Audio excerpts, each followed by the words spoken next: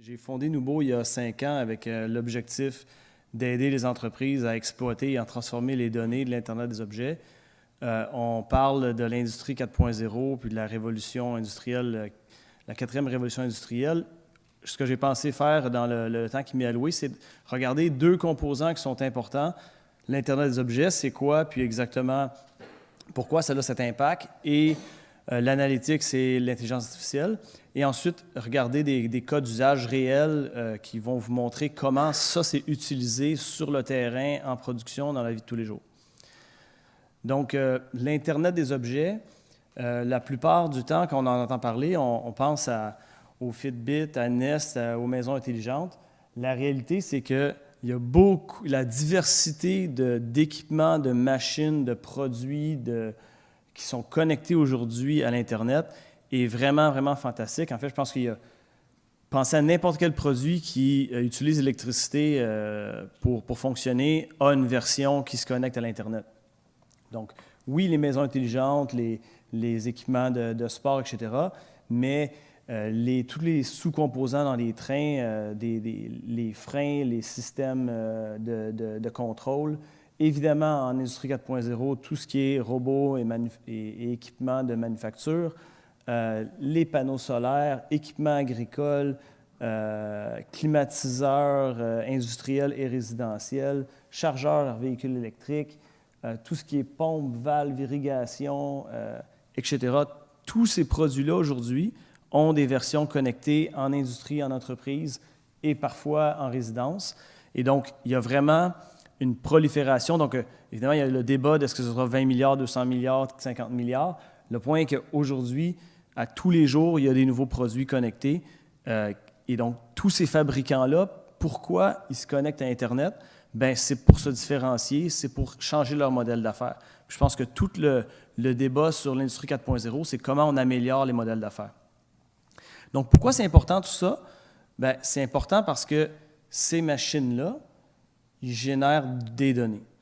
On aime penser chez Nubo que l'économie suit les données. On le voit depuis les 10-15 dernières années. Aujourd'hui, les compagnies les plus puissantes au monde, c'est les compagnies qui ont monétisé les données du web.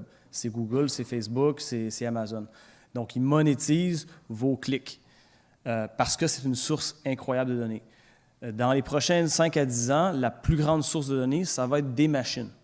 Donc, fort est à penser que si l'économie suit les données, bien, les compagnies les plus puissantes du futur sont celles qui vont être capables de transformer ces données-là en valeur. Donc, tout comme on dit « data is the new oil », bien, l'huile, le gaz pompé de la source, il n'est pas très utile. C'est seulement quand transformé en plastique, en pétrole et en autres qu'on a vraiment une valeur. Donc, c'est un peu la même chose avec les données. Donc, comment on transforme des modèles d'affaires?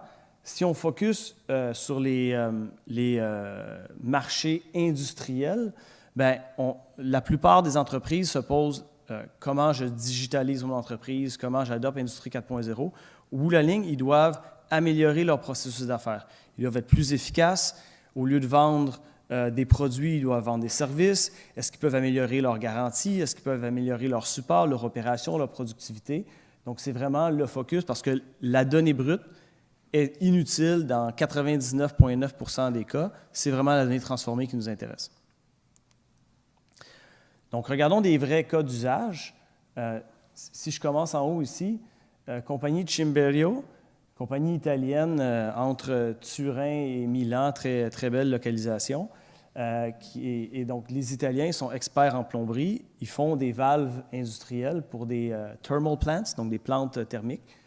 Et avec les initiatives européennes qui s'appellent Horizon 2020, ils ont été choisis pour connecter toutes ces valves-là et monitorer la demande et la production d'énergie dans les bâtiments. Donc, c'est l'énergie de chauffage ici. Donc, on pense aéroports, hôpitaux, centres d'achat, tous les gros bâtiments.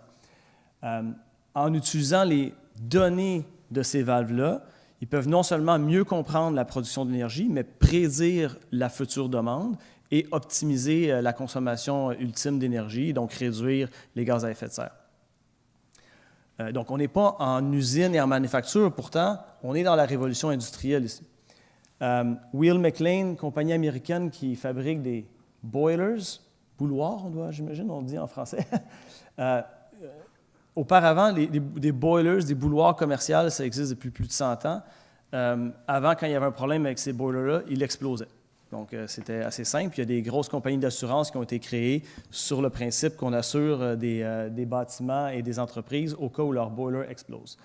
Aujourd'hui, il n'explose plus, il bloque. Donc, il y a un phénomène qui s'appelle le lockout. Bien, les coûts d'opération et de techniciens et de truck rolls, donc d'envoyer un technicien pour vérifier quel est le problème avec mon boiler, sont absolument immenses. Donc, en utilisant les données en temps réel des bouilloires et en faisant du machine learning sur ces données-là, ils comprennent maintenant les patterns, les anomalies, ils peuvent prévoir ces pannes-là ou du moins comprendre tout de suite quel est le problème quand ça arrive. Si on regarde une autre compagnie suédoise ici qui s'appelle SKF, SKF est le plus gros fabricant au monde de roulements, donc bearing, entre autres des roulements magnétiques. Ces roulements magnétiques-là, qui sont assez gros, sont installés dans des compresseurs le long des pipelines ou dans tout plein d'installations comme ça. Même chose, une panne d'un de ces roulements magnétiques-là engendre des millions de dollars de coûts. Même chose, ils utilisent l'IoT et l'analytics pour maintenir le système en vie. Puis si on se transporte en agriculture et en élevage, des compagnies comme GSI qui font des équipements pour les poulaillers et les porcheries, bien, croyez-le ou non, ils ont des contrôleurs connectés dans ces bâtiments-là. Ils savent en temps réel l'évolution des poids des poulets basée sur la ventilation, sur la nourriture, sur le coût de l'énergie et peuvent carrément optimiser la production. On sait il y a des cas d'usage comme ça identiques en agriculture, en fraises, en soya, etc. On a une population à nourrir dans le futur, une population grandissante. Bien, la révolution industrielle, ça aide aussi des cas comme ça, qui sont hors de l'usine. Donc, rapidement, Nubo, on est une compagnie de Montréal. Donc, ce que Gilles parlait, qui était l'espèce de tempête parfaite de l'intelligence artificielle, de la science des données et de l'info nuagique, ça se passe à Montréal dans des compagnies comme ça. Donc, évidemment, si vous êtes intéressé à en savoir plus, vous pourrez venir me voir après.